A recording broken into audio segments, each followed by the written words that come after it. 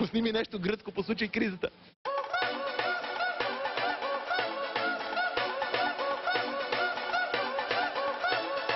Това е много мъжко движение.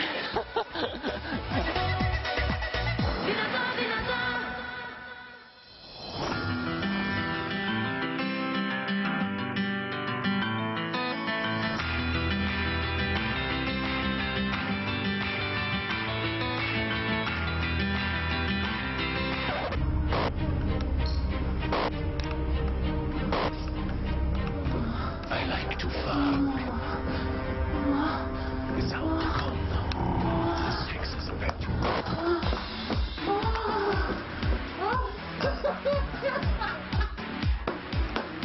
Хитър лято 2015 е секса в съблекалните на моловете. Причината за това е абсолютно елементарна. Хората избягват да се потят над гаджетата си в апартамент, който се е впарил уникално като клетка на павиан.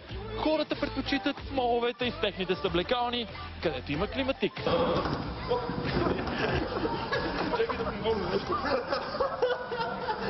Добър ден, muchos gracias, ¿qué pasa, mi corazón? О, тук е някакви други хора. Здрасти, тигре, как си? Цепиш ли ги? В смисъл, искам да ти кажа дали... Какво си правил, че малко ти е мокра ръката? Мисли ръцете преди. Добре, мисъл... Не, нещо друго, спокойно. Мислех да има такива сексуални игри с уриниране едни върху други и викам... Да, добре, няма значение. Топло ли ти е? Откакто се правят измервания на температурата, от 1800 не знам си коя година, този юли месец е най-горещия, от 100 кусор години. Как влияе жегата на сексуалния ти живот? Как влияе? Да. Много зле. Много зле, нали? Да. Леко спада желанието малко. Не. Това е проблем. Не ми се отразяват. Ти задържават? Не. Мисъл и дали е жега, дали е студ, ти секс не правиш. Да. Чухте ли, че хората идвали масово в магазините, в моловете, да правят секс с облекалните, защото било по-прохладно, отколкото вкъщи? Къде? Искаш пак да ти кажа същия въпрос, който току-що каза. Много е тясно. Много е тясно. Кое е тясно? Съблекалните е тясно. Няма Мислиш, че нещо свързано с тебе? никакъв секс. Жегата само на море. И коктейл, че това е. А гаджето не се ли сърди? Хваляме килограми на чевата. Ма тя да не ти изчистваше, гаджето да не звъне на твоя приятел, ти като си така зарязал секса. Той моят приятел... Той не го е почвал. Един път се е случвал. Ама хванаха ли, вили? Не, брат, в смисъл не знам как се прави. Ама бърз ли беше? Успя ли да свършиш? Да, брат, в смисъл една минутка, две и готово. Бати рекордьора, ти цели 2 минути. Пипали сме, обаче не винаги се получава, защото много хора напират и купуват разни работи. И като влезеш и те викат, аре бе господин, излизайте, викам, още малко ще изляза. Ще влизам. Това е като секретарката, дето казва, къде е шефа? Вика, сега влезе, излезе, влезе пак, излезе. И така, да.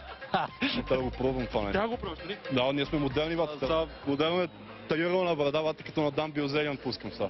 Като на Дан Билзелен? Да. Долу триъгълника как е? Спълнен черен гярвам, бе. Пусни ми нещо гръцко.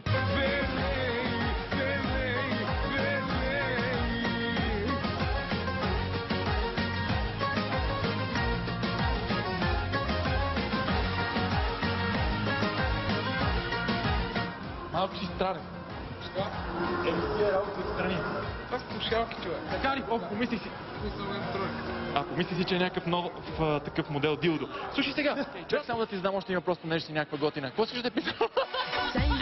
Нещо много важно има в случая. Забравих какво беше то, но кое е най-нестандартното място, където сте правили секс? На тераси, на къде ли не, на плажа. Магазина на касата. Лъжите. Не. Колата. Да. Там е... Ама някъде на Витоша, или? Звъни като ходиш. Са лични неща, не мога Колко да е лично, стига. Нищо не е лично в този живот. да има нестандартни места в него. О, нито неща, нито места. Знаеш ли какво? Ти някакво време да... Искам да ти кажа, чакай, само последния въпрос. Кое е най-нестандартното място, където си правил секс?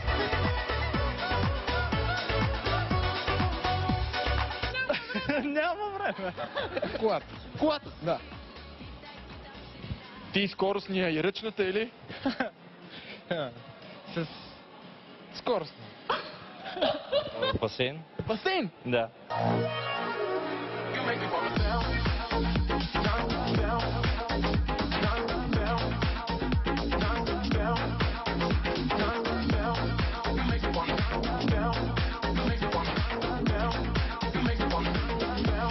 ли си мечтал, примерно, докато пробваш някой нов модел прашка, примерно, в магазина, да се шмугнеш с някое друго момче в съблекалнята и да пробвате как са нещата там?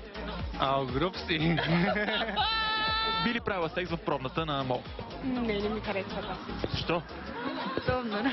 А ти си пробвала, значи? Ето, разкрих. Видях зърното ти, извинявай, яки гърди. Благодаря. И вие двойка ли сте? Двойка ли сте? Двойка ли сте? Да, двойка си. Гаджета. Да. Добре, случва ли се някога, примерно, докато пробвате някакви дрехи в мола, да ви се прииска да правите секс в облекалнята? Нон-стоп, нон-стоп. Нон-стоп, нон-стоп. Да. Но, а редувате ли си кой да отпред, кой да отзад или? Не. Как? Много зле. Жегата влияе ли? Жегата ми влияе уникално. Знаеш какво, предпочитам да не се моря и си стоя пасивен. Нали? Както го принцип. Здравейте, момчета, а вие изглеждате като отворени. Как се отразяват жегите на сексуалния ви живот? Много добре. Стига бе. Не ми зададе такива въпроси. А къде е приятеля ти? Няма го. Няма такъв. Ние не правим секс. Ами? Отпуска сме. Нищо не правим. Отпускът? Значи секс безплатно не е, само също заплащане, когато сме на работа. Не. А, не. И ти ли си в отпуска от секса или? Без коментар. За какво се говори? Питай ме нещо друго. Добре. Що си направи тази татуировка?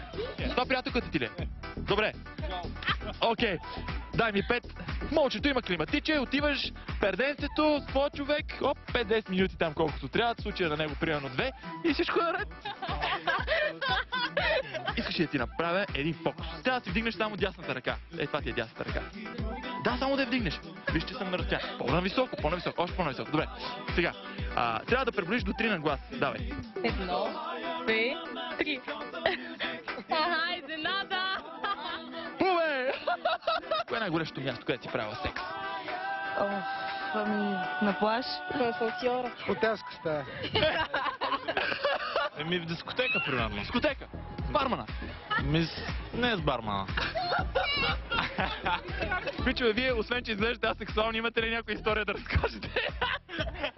Това да не е сепарето на батките! Двете момчета са спали с половината студентски град. Момчета, време е да минете на жени и да спите с другата половина на студентски град. Това беше добро! Къти! Шкумба, леко! Шкумба, ще разтегнеш? Ще разтегнеш? Не, сега!